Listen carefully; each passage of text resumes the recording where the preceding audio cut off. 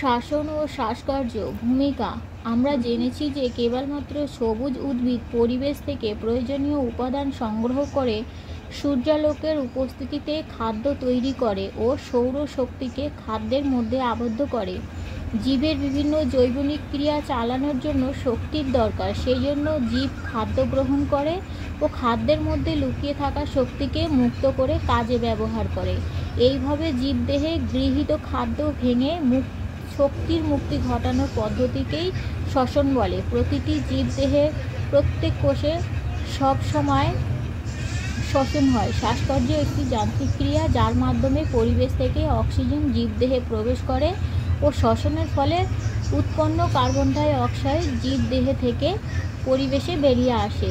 Oxygen দেহকোষে গৃহীত খাদ্যবস্তুর জারণ ঘটায় ও খাদ্যে সঞ্চিত শক্তির মুক্তি ঘটায়। কাজেই শ্বসন হলো শক্তি উৎপাদন পদ্ধতি ও শ্বাসকার্য শ্বসনের সহায়ক যান্ত্রিক কার্য।